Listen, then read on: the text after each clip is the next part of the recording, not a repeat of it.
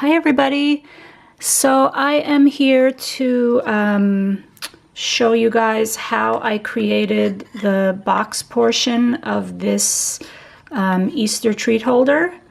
And I had shared with you that I had used the larger of the cat scrappiness die. I think that if this die is sold out, you can be on the email list to be notified when it's back in stock.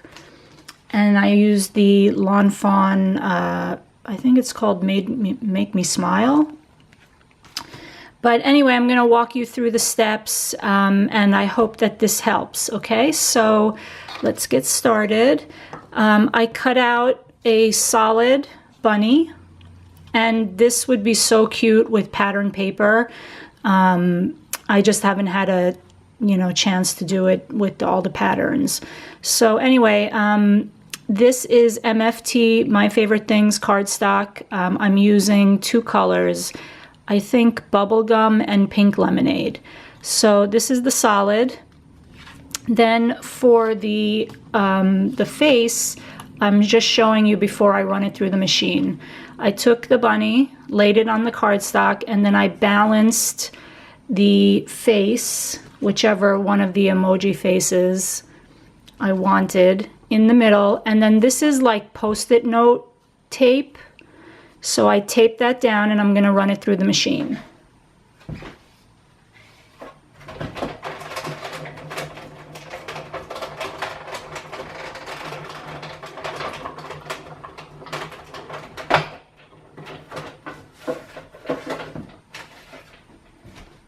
Okay, sorry about that. I just wanted to show you my process.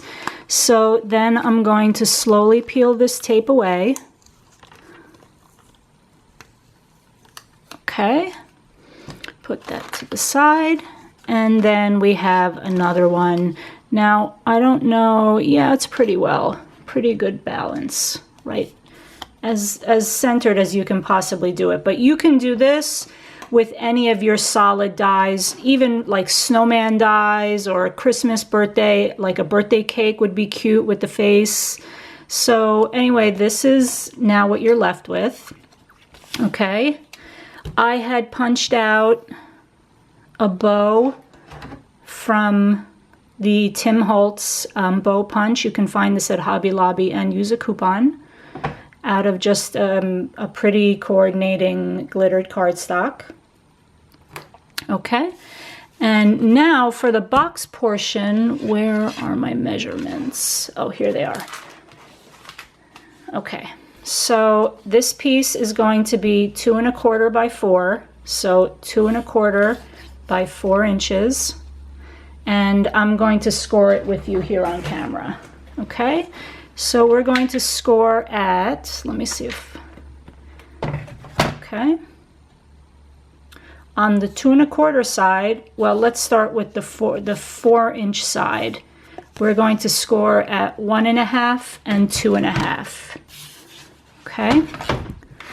So on the 4-inch side, we're going to score at 1 1/2 and 2 1/2.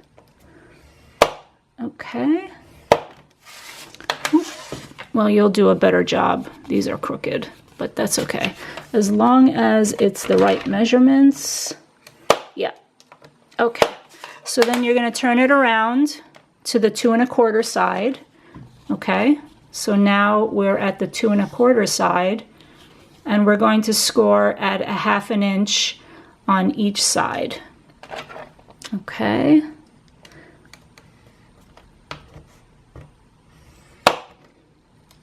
Let me just make sure that's lined up. Then what I do is I just turn it around. Sorry, I'm not fully on camera, but you can see. Okay. Okay, so then you have these score lines, right? So forget that crooked little line, sorry. So now what you want to do is you want to just take your scissor, and you see, okay, you see these score lines right here? It's hard to see with this. There we go. You're going to cut very small angle to the corner, and I'll show you when it's cut out. Okay, so it's going to look like that right on the fold line. Okay, that's my crooked line right there, so just ignore that. And then you're going to do another small. This just helps when you fold up the box that the corners don't butt up against each other. It gives you a cleaner line. Okay, so you're left like that. Turn it around, and here are the score lines. Okay. You don't want to go too deep, but just enough to give yourself a small room to work with once you fold the box. Okay, so let me just get this out of the way. So now you're left with a piece that looks like this. Okay, we're going to fold the score lines. Now for this portion, and then it's going to look like this. You see, if you hadn't cut the corners, you might have overhang or it might not meet properly. For this, I like to use wet glue. And you guys know from watching me, this is my wet glue of choice. I just buy a bigger bottle and I just refill the bottle over and over again. I also have a bottle with the metal tip, but I'm not using that today. You can also buy the metal tip from them. Whoops. I'm not even paying attention. Okay. Anyway, let me just... Peeps. So what I'm going to do is, if this focuses, there we go. Take some of that glue off. I usually work with one corner at a time.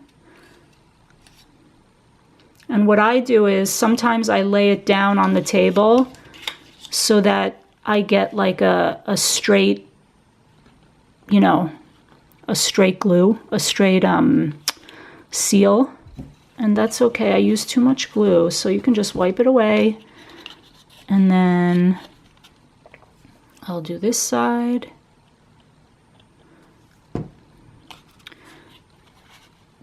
Okay, then I just hold it for a second.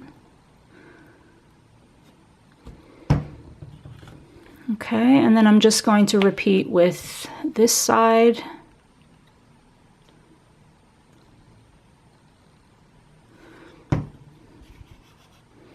And I'm going to hold it like this. And then you can also take your bone folder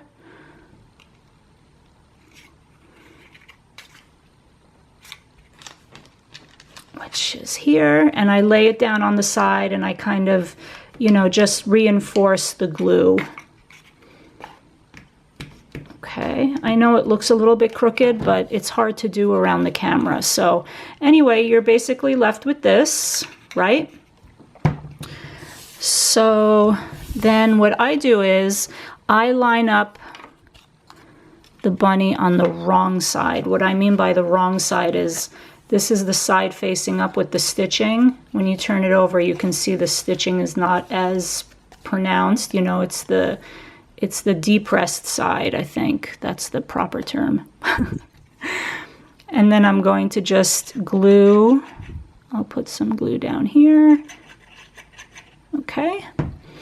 And I try to get these top corners right along the neck, like the neckline of the bunny. Okay, now what's going to happen is when you put the bunny down, or when you put the box down, let me just make sure the glue is kind of really adhered. You're going to have this little dip. Don't worry about that yet. So again, put the bunny on the wrong side, put it down. I don't squeeze too hard on the glue bottle so it doesn't come pouring out. And I try at this point to do the same. I'm going to line up the corners with that neckline there of the bunny. And because I'm using wet glue, it gives me some time to fiddle around with it. So I can pick it up and I can look. I can move it. Okay, so see how the corners are kind of just under that corner there where the bunny starts to dip in and back out, right? See? Okay, let me just make sure it's adhered. Okay, now you can obviously now go crazy decorating this thing, right? I don't have the twine, I put it back, but you can put twine. You can, you know, you can hang a tag, you can put a little banner. Okay, so then I position the bow there. Then what I did was in a contrasting color, well, not too contrasting, but a lighter color depending on what cardstock you used, I punched out the heart, and I showed you that it was this punch from Hobby Lobby. Okay, I take my ink.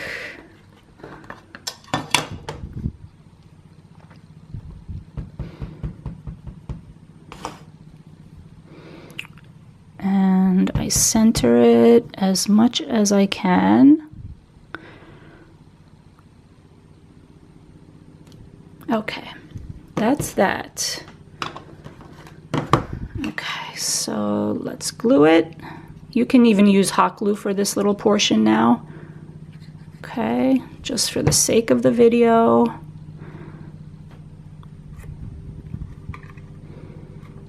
Okay, so the final thing, it's a little bit off center, but that's okay.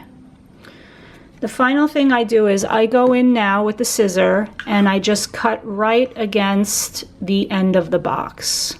Because if you didn't, right now, the bunny would just lay like that, right? Excuse me. Okay. So now you have right in line with the end of the box. Turn it around. I think my camera is getting distracted with the focus. Okay, so now the box looks like this.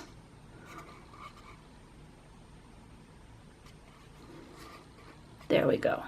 Okay, and then what did I want to do? I wanted to take my little pom-pom, and I had gotten these pom-poms in a Valentine, like a mega pack of pipe cleaners and stuff. And I have my hot glue. For the bunny tail, I use hot glue. Just a very small dab is all you need. Okay. Turn it around. Hold it down a second. Oh my God, how cute is he with his little butt? Or her little butt. Okay. And there you have it. So if you have any other questions, just let me know. If you want a shorter box, you can adjust it, you know, to your liking. But I think this is cute. It holds enough, a little tiny little bag of jelly beans, some Starburst, some chocolate eggs. I think it's super cute. So thank you so much for watching. And if you have any questions, let me know. If you like what I shared with you, give me a thumbs up. And I'll see you guys soon. Bye.